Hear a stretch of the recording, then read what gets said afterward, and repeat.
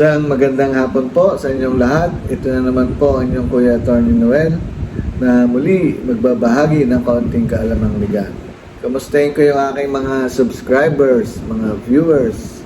Sa subscribers, meron na po tayong 138,000 subscribers. Parami na ng parami. Yung ating mga viewers, yung mga bago pa lang napapagawi dito sa aking channel, sana po ay mawili kayong manood itong aking mga vlogs. Okay.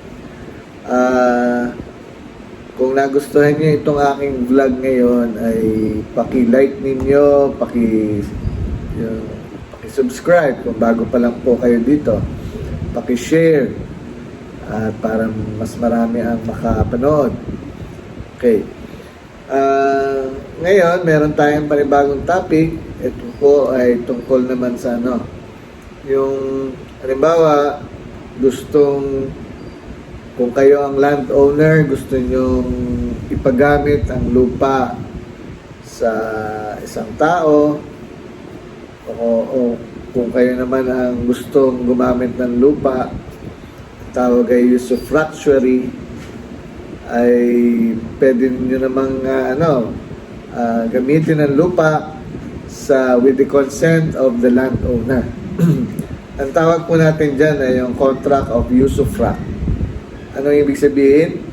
The right to use the parcel of land. Yung karapatan upang gamitin ang lupa. Opo, yan.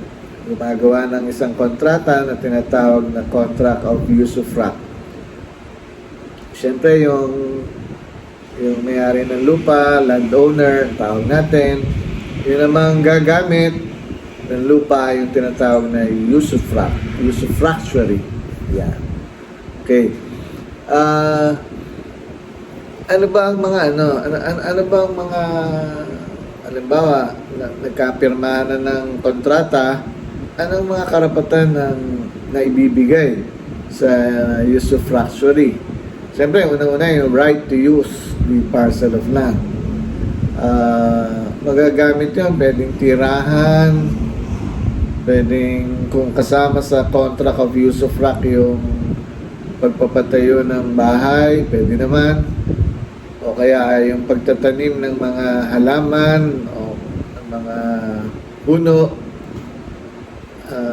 pwede rin yun. At kung ano-ano pang pwedeng maging pakinabang sa lupa.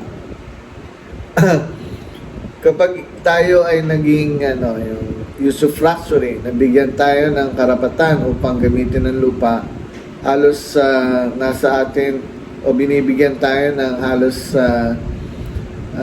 yung tinatawag na full ownership.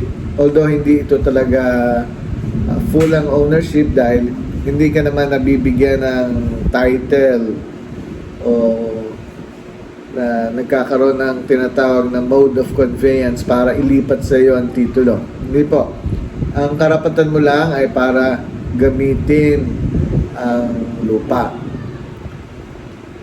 Ikaw ang makikina. Kung halimbawa pinagamit na sa iyo ang lupa na halimbawa ay meron ng mga puno na may mga prutas, saging, o coconut, at iba't iba pang let's say lansones o rambutan, pinagamit sa iyo ang lupa, ang usufructuary ay mayroong karapatan upang mag-benefit, mag-enjoy ng fruits ng parcel of land na ipinahiram sa iyo upang iyong gamitin. Kasama yan sa karapatan ng isang usufructuary na pinagkalooban ng may-ari ng lupa upang gamitin ang lupa. Okay. Yan, mahalaga po yun. Yung ating karapatan bilang isang usufructuary. Siyempre, kasama rin dyan yung karapatan natin upang protektahan ng lupa from strangers, from illegal settlers, para hindi sila tayuan ng kung sino man, kung sinong yung mga nangaagaw ng lupa ay kailangang ang mga usufructuary ay ipagtanggol ang kanilang karapatan bilang binigyan ng karapatan ng may-ari ng lupa na gamitin ito mismo. Okay. Yan po, isa yan sa dapat natin malaman kapag tayo ay usufructuary. Okay. Ngayon, siyempre, merong pagkakataon na darating ang pagkakataon na na-extinguished ang kontrata ng usufruct. Una-una, siyempre, kasi may panahon ding ibinibigay naman ng landowner sa usufructuary kung gano'ng katagal. Merong matagal, ako nga, nakagawa na ako ng isang contract of usufruct, 50 years. 50 taon, ipinagkakaloob ng may-ari ng lupa ang kanyang lupa sa isang usufructuary for 50 years. 50 years. Nagtayo na ng bahay,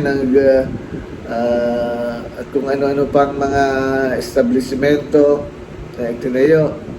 Ayan. Pumayag ang landowner. Okay. So, may period po Ngayon, kapag dumating ang panahon na yung expiration date, ibig sabihin, extinguished ang usufruct. Walang magagawa ang usufructuary kung hindi lisanin na ang lupa kung yun ang nakasaad sa kontrata ng usufruct. So, may period.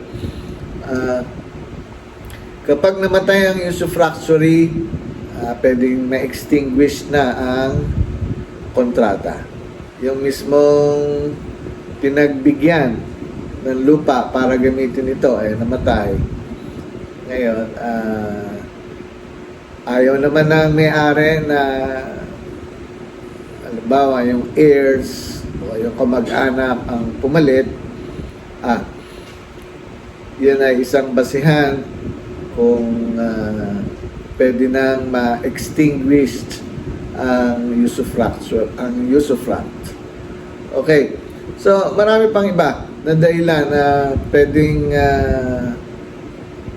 maging basihan para matapos ang tinatawag na contract of usufruct.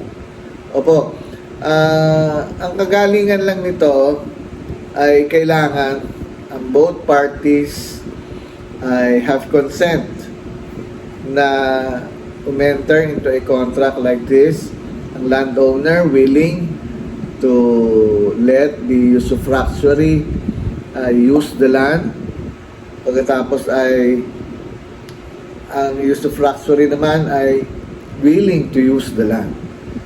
O nga pala, yung isa nga pala, halimbawa ang usufructuary na-extinguish din ang usufruct kapag ang usufructuary ay umabuso naman sa karapatang ibinigay sa kanya ng landowner na ginagamit niya yung lupa, inaabuso niya na naapektuhan yung karapatan o kahit yung lupa rin ng may-ari. Kapag naapektuhan o malaki ang epekto sa pagmamayari ng lupa, ay pwedeng ma-extinguish ang kontrata. Okay, so, yan po. Marami ako sa office ko, meron akong mga nagiging kontrata na nagagawa tungkol sa usufruct. Ang mahalaga lang po dyan, dapat ang landowner mismo, ang registered owner sa title ng property, ang humaharap sa abogado, notaryo publiko. Ganun din yung usufructuary na gagamit ng lupa. Kailangan silang both parties appear before the notary public, the lawyer, who will prepare the contract and then notarize it para magkaroon ng effect, magkaroon ng validity. at maging enforceable ang kontrata ng Yusufran. Okay, so sana po nakuha niyo yan. Pwede po magpahiram ng lupa, pero ang gagamitin po natin, contract of use of rank. Kung ang kontrata ay gusto niyo lamang 5 taon, 10 taon, o mahigit pa sa 20 taon, pwede naman po yan. Basta yan po ay ilalagay sa kontrata ng use of rank. Okay, so hanggang dito na lamang po. Marami pong salamat sa inyong lahat. Sana po meron kayong nakuha kahit konti.